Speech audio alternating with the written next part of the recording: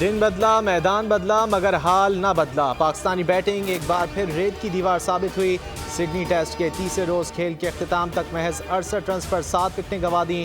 Australia پر محض 81 runs کی برتری ہی حاصل ہو سکی۔ عبداللہ شفیق اور شان مسعود کھاتا بھی نہ کھول سکے۔ سائم ایوب 33، بابر اعظم 23، سعود شکیل 2 رنز پر چلتے بنے۔ ساجد اور سلمان آغا 0 پر واپس۔ آسٹریلوی ٹیم پہلی اننگز میں 299 رنز پر ڈھیر ہو گئی۔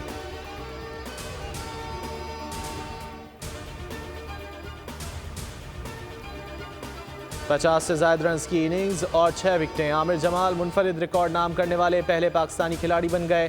10ویں وکٹ پر 82 رنز کی شاندار اننگز کھیلی۔ کریئر بیسٹ بولنگ کرتے ہوئے 6 شکار بھی کر ڈالے۔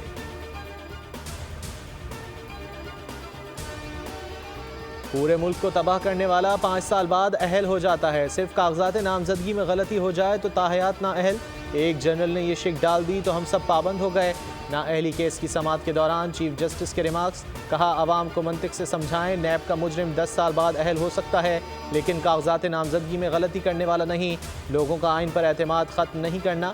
الیکشن سے متعلق تمام کیسز آئندہ ہفتے ریگولر بینچ میں مقرر کرنے کا عندیہ۔ سماعت نماز جمعہ کے بعد دوبارہ ہوگی۔ کون الیکشن میں ان کون آؤٹ، آروز کے فیصلوں کے خلاف الیکشن ٹریبونلز میں اپیلوں پر سماعت۔ این اے 214 تھر پارکر سے شاہ محمود قریشی کے کاغذات نامزدگی بحال۔ زین قریشی کی اپیل بھی منظور۔ حلیم عادل شیخ اور زلفی بخاری کے کاغذات بحال۔ زلفی بخاری، فواد چوہدری اور راجہ بشارت کو بھی الیکشن لڑنے کی اجازت مل گئی۔ این اے 241 پر مرزا اختیار بیگ کو مشروط اجازت۔ مریم نواز کے کاغذات نامزدگی کی منظوری کے خلاف اپیل پر اعتراض عائد۔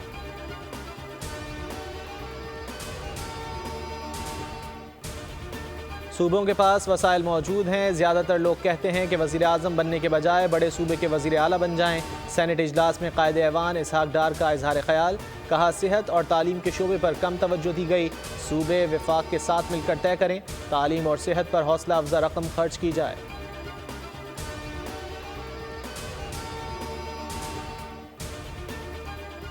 سانحہ 9 مئی میں مخصوص سیاسی جماعت کے شرپسندوں کے ملوث ہونے کے مزید شواہد، نئی تہلکہ خیز ویڈیو فوٹیج منظر عام پر آ گئی۔ ویڈیو میں شرپسند مکمل تیاری کے ساتھ جماعت کا پرچم اٹھائے تقریب کاری میں مصروف نظر آتے ہیں۔ باغیانہ نعروں کے ساتھ سرکاری املاک کو آگ لگاتے دیکھا جا سکتا ہے۔ شرپسند کارروائی پر اظہار مسرت اور کامیابی کے اشارے بھی کرتے نظر آ رہے ہیں۔ جناح ہاؤس میں توڑ پھوڑ اور آگ لگاتے ہوئے ویڈیو بناتے شرپسند واضح دیکھے جا سکتے ہیں۔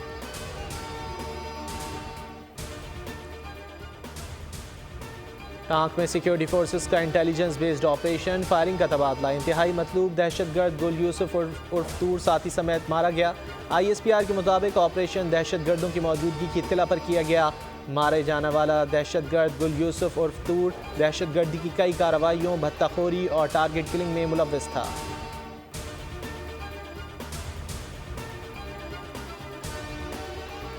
لاہور کے علاقے اچرا میں گھر میں آگ لگ گئی، 4 بچے جھلس کر جاں بحق۔ آگ رہائشی عمارت کی 5ویں منزل پر لگی، وجہ تاحال معلوم نہیں ہو سکی۔ جاں بحق بچوں میں 12 سالہ ایمان فاطمہ، 8 سالہ نور فاطمہ، 5 سالہ ابراہیم اور 2 سالہ اسماعیل شامل ہیں۔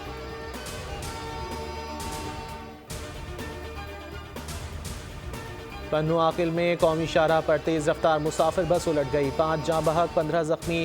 لاشوں اور زخمیوں کو اسپتال منتقل کر دیا گیا۔ ریسکیو حکام کے مطابق بس کراچی سے پشاور جا رہی تھی۔ حادثہ ڈرائیور کی غفلت کے باعث پیش آیا۔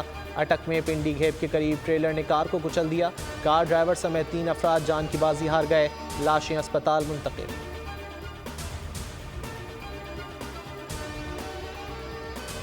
بارش برسانے والا سسٹم بلوچستان میں داخل، زیارت اور گرد و نواح میں موسم سرما کی پہلی برفباری۔ نوشکی، مستونگ اور پشین میں بھی بادل برس پڑے۔ محکمہ موسمیات کی آج بھی بارش اور برفباری کی پیش گوئی۔ کراچی میں بھی رم جھم کا امکان، راولپنڈی، اسلام آباد، مری میں شدید ٹھنڈ، لاہور بھی پارہ 6 ڈگری تک گر گیا۔ بالائی علاقوں میں شہری گھروں میں محسوس۔ سبسکرائب کریں اور بیل دبائیں تاکہ کوئی خبر رہ نہ جائے۔